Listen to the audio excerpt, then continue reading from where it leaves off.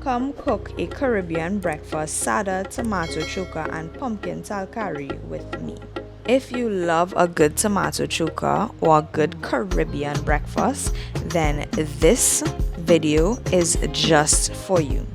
So firstly, I am going to roast my tomatoes, and I simply used an oven pan to roast my tomatoes. You're gonna see me flipping them ever so often just to ensure that I get all the areas cooked well evenly. So once they have been cooked, I'm gonna then start taking them out because I am going to mash them later on to ensure that we get all those juicy flavors out of that tomato. Tomato choka is one of my absolute favorite things to eat. Oh my goodness. Once tomato is in season and the price of it is relatively low at the market, I tend to buy a ton of tomatoes, and tomato choka is one of my go-to things that I'm going to eat no matter what when it's in season. And here you're gonna see me rolling out my sada, and I do have a recipe that I will link on the top for my sada that you can follow along. It's a very simple and easy recipe, and who does not love tomato choka with a nice soft Sada Roti? I do. I love it. I absolutely love it. So here you're gonna just see me rolling it out, and I tend to roll out 2 at a time so that because it cooks very quickly, I tend to like to have at least two ready, one after the other. Now guys, you all have not been seeing me much because I am in my 8th month of pregnancy, which is gonna come to an end. My 8th month is gonna come to an end next week. So I am at that stage where I'm a little bit more tired and exhausted, or energy depletes much faster. So food has been my true fuel source for getting me through a lot of the days. So when I eat off, my energies are off entirely. So that is why you all have not been seeing much content, and a lot of the content that's going to be coming is also going to include a baby very, very soon, or how to prepare for a baby very soon. So here you're gonna see me adding my sada to my tower. Once you start seeing the bubbles forming to the top of your sada, you want to go ahead and flip it. So the bubbles have just started coming in. I'm going to prepare to flip that first sada. Nice. That was a seamless flip. And from here on out, it's not going to take very long to cook. If you are a person that likes your sada very brown, then you can leave it for a bit longer than the usual time. But I tend to like different parts of my sada brown, and not the entire thing brown. I still like that whitey look of my sada. You can see a very detailed sada recipe on my page that I said I would link, where it's gonna give you the ingredients and the entire methodology process of how I create soft, beautiful sada that you can eat with all of your different types of chokas.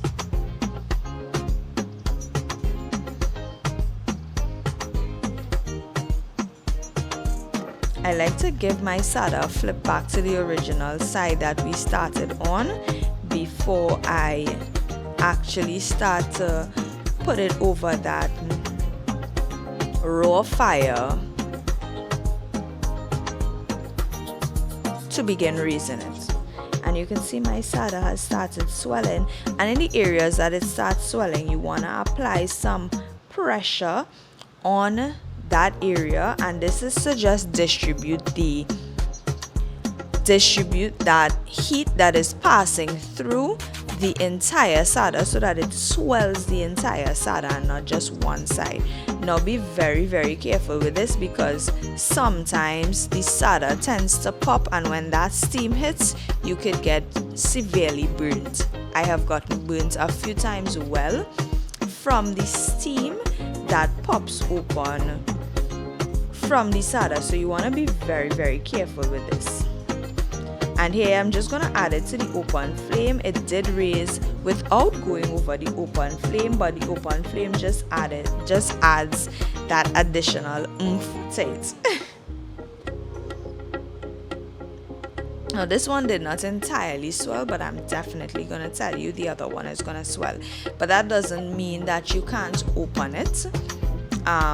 What I would advise is, if your sada did not entirely swell, you could pop it in the microwave for like 30 seconds and it will swell.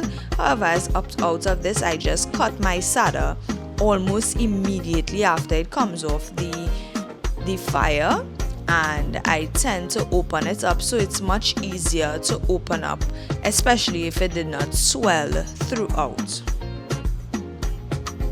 And we're just going to repeat the same process again with this other sada. So this one swelled very nicely, and it is exactly how I like my sada to be, where it's brown and white in all different areas. And to me, it just adds a lot of flavor using this method. So I am having my sada over the open flame, and you could see how it swells very evenly and distributes that air throughout the entire sada. And we have a perfectly well swollen sada. We love that here. And you just want to remove it off the fire, and you could see that it did burst when we were taking it off the tower. So because everyone was home today, I made a lot more sada than usual. So you're just gonna continue repeating the same process of applying your sada to the tower. When the bubble starts to pop up, then you are going to turn your sada to the other side. And this is what I usually do after I make each sada. I go in and cut them almost immediately after they come off the stove, so that they open wonderfully. Whether my family chooses to put their choka or their talcari inside of the sada, or choose to just have it outside and dip and break off piece of the sada and dip within the choka or the talcari, that option is there for them. I don't like to take away that option, so I tend to cut them one time and make sure that they are opening very well. And if they are not opening, what I can do to open it is cut them immediately. So it's time to prepare the first choka, right? So I'm just sauteing my onions and my pimento in some oil. And the first one that I did do is the pumpkin talcari. And after my onions and my pimento has been sauteed, I would have added in my pumpkin, my raw pumpkin that I cut up prior to this video. I had it cut up and I would have applied it to the pot. And here you're gonna see me adding in additional seasonings as well as salt, and then we are going to give that a nice mix. Ensure that everything is evenly coated with the seasoning, and then allow this to spring its own water. So you're not gonna add water. However, I know some pumpkins give a bit of a trouble to cook. However, I still like to give it time. This one did not give me any issues to cook whatsoever, so I did not have to add water to allow this to cook out at all. I'm just giving this a nice toss, and then I'm gonna cover it down with my pot cover. And this is going to allow it to sweat and come to a boil. Not to mention, some pumpkins don't also come very sweet, but I like a sort of a sweetness to my talcari, so I tend to add sugar. Now, you are doing this as you go along. You are adding your salt, you are adding your sugars as the pumpkin cooks. So when you cook your pumpkin, you want to ensure that you taste as you go along. Once the pumpkin starts melting down, you can taste and do your salt or your sugars as you see fit. It has no specific measurement because it is totally dependent on your taste buds, as well as it is dependent on how much pumpkin you are cooking as well. In the meantime, I am going to mash that tomato that we would have previously roasted on the fire, and this is just going to bring about all those charred flavors, and this is why we leave in the black parts that would have burnt on the tomato. It adds flavor, additional flavor to your choka that I don't like to take out. So I leave in skin. My family and I, we love tomato choka, so we eat every part of the tomato, even that charred part. And once you have mashed it, mash it down just like mashed potato. You then return it to your plate, and let's go back to that pumpkin. This is what our pumpkin looked like after about, I would say, 10 minutes of being covered down. It is already almost totally dissolved, and at this point, this is where you can feel free to add in additional salt or sugar as you go along, even adding in some seasonings as you go along. Also, the thing that pops the flavor is, let me tell you, some jeera powder. Just a little bit. I use just about less than a full teaspoon of jeera, and you're just gonna mix that into your talcari, and this is gonna enhance your pumpkin talcari flavors enormously. Once you're happy with it, you can then remove it from the fire, and your pumpkin talcari is finished. Pumpkin, depending on how much pumpkin you are doing, this breakfast option can take you no less than 20 minutes to prepare, especially for days when you are in a rush and you just have everything pre-cut already. I usually tend to prep my things beforehand, so I always have them in the freezer, and it's just to take them out and put them on the stove. So this reduces my cooking time, and that is how I get to prep things much faster.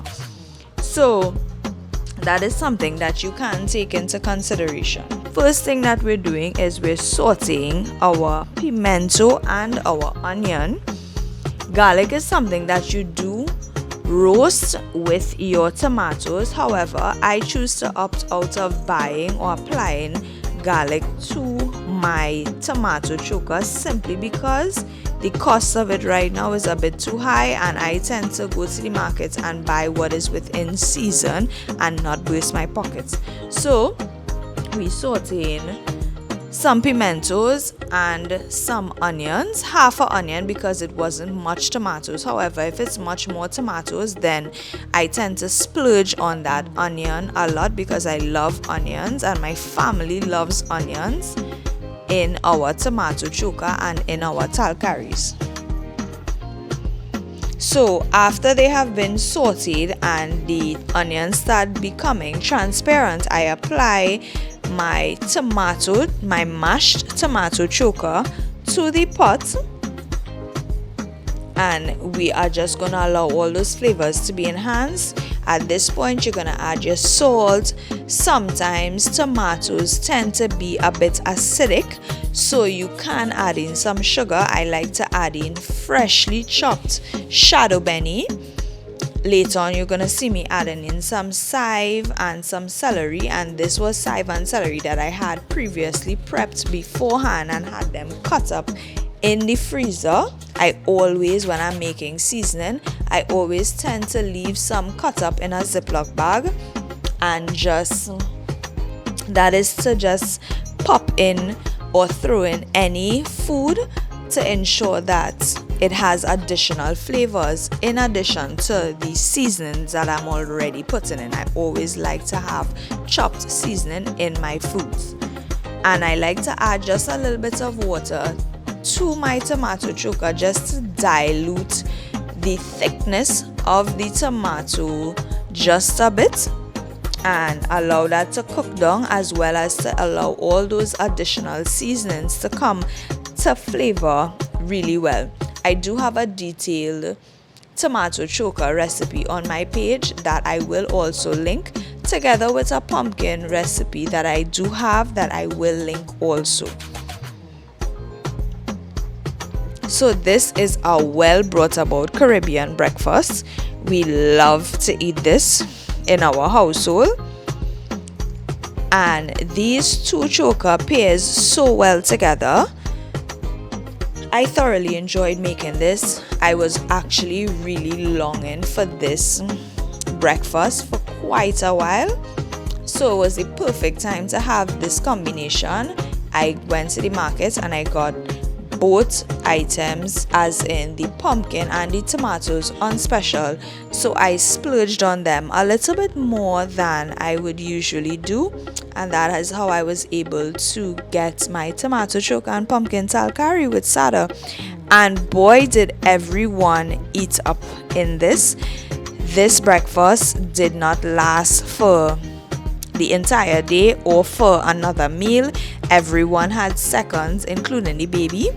She loved our daughter. She loved the Sada so very much.